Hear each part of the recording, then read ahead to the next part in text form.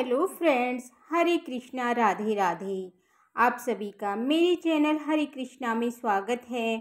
तो आज की वीडियो में हम आपको जया एकादशी व्रत कथा सुनाएंगे। जया एकादशी माघ मास के शुक्ल पक्ष में आने वाली एकादशी को कहा जाता है। इसे अजय एकादशी के नाम से भी जाना जाता है। इस दिन भगवान विष्णु के स्वरूप श्री कृष्ण जी की पूजा की जाती है। शास्त्रों के अनुसार जो भी जया एकादशी का व्रत करता है वह कभी भी प्रेत योनि में नहीं जाता है। इसके साथ ही संसार के सभी भौतिक सुखों की प्राप्ति होती है और अंत में मोक्ष को प्राप्त करता है। जया एकादशी का व्रत करने से मनुष्य ब्रह्म हत्या के दोष से भी मुक्त हो जाता है। सभी प्रकार के दान, यज्ञ, तप सभी जया एकादशी के व्रत से मिलता है। तो फ्रेंड्स, आपको अगर व्रत ना भी कर रहे हो तब भी आप जया एकादशी के दिन आप भगवान विष्णु के किसी भी स्वरूप का पूजन जरूर करें और जया एकादशी व्रत की कथा आप अवश्य सुने। जया एकादशी व्रत की कथा सुनने के लिए हम अपने हाथ में तिल के दाने और फूल हाथ में लेकर हम कथा सुनेंगे। तो जया एकादशी कथा हम हाथ में अक्षत भी लेकर सुन सकते हैं।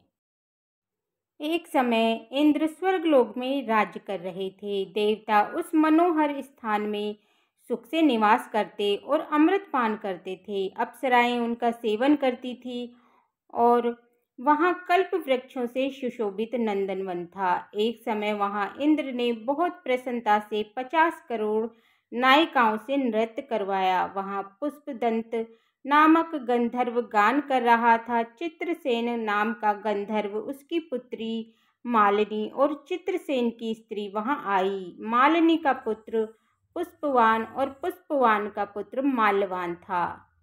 पुष्पवती नाम की गंधर्वी माल्यवान गंधर्व पर मोहित हो गई। कामदेव के पैने बाणों से उसका शरीर घायल हो गया। उसने अपने सुंदर स्वरूप, भाव और कटाक्ष से माल्यवान को वश में कर लिया। इंद्र को प्रसन्न करने के लिए नृत्य में दोनों आए और अप्सराओं के साथ गान करने लगे। मोहित होने से उनका चित्त डांवाडोल हो गया। इससे शुद्ध गायन नहीं कर सके। परस्पर दोनों की दृष्टि बंध गई और दोनों कामदेव के वशीभूत हो गए।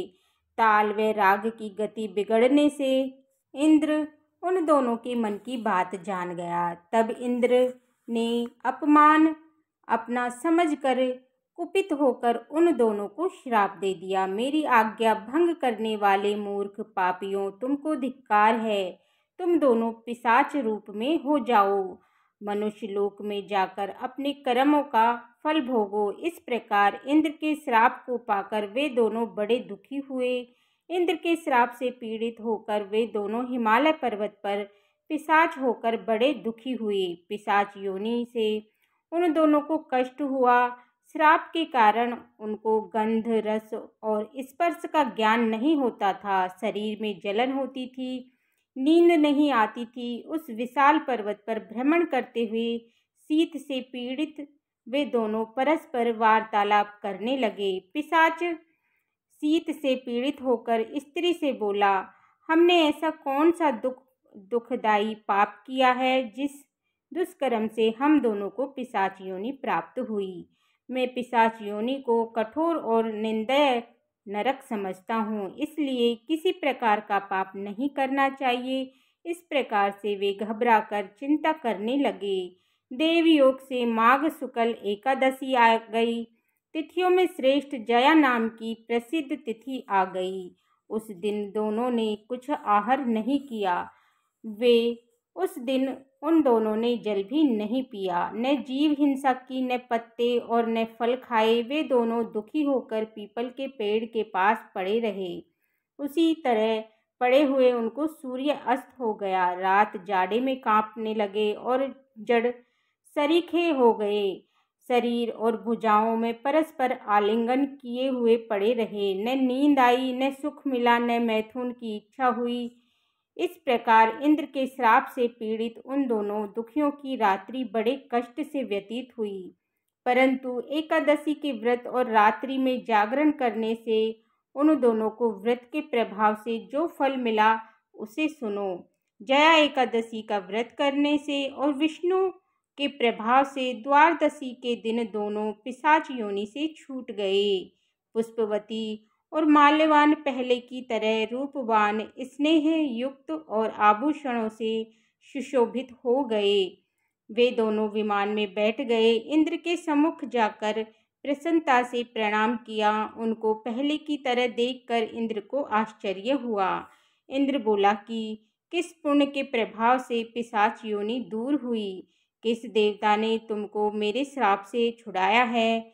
माल्यवान बोला, वासुदेव की कृपा से और जया एकादशी व्रत और विष्णु की भक्ति करने से हम पवित्र हो गए। जो मनुष्य शिव तथा विष्णु की भक्ति में लीन है वे निसंदेह हमारे भी पूज्य और वंदनीय हैं। अब पुष्पवती के साथ स्वर्ग में सुख से विहार करो हे राजन, इसलिए जया एकादशी का व्रत अवश्य करना चाहिए। जो कोई भी श्रद्धा और भक्ति से जया एकादशी का व्रत करता है वो करोड़ों कल्प तक वैकुंठ में आनंद करता है, वास करता है। बोलिए श्री कृष्ण भगवान की जय, विष्णु भगवान की जय, माता लक्ष्मी की जय। तो फ्रेंड्स, ये थी जया एकादशी की व्रत कथा।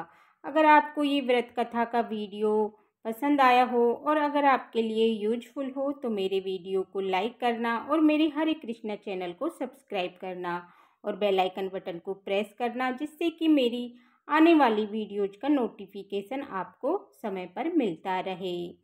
सभी को राधे राधे, जय श्री कृष्णा। ओम नमो भगवते वासुदेवाय नमः।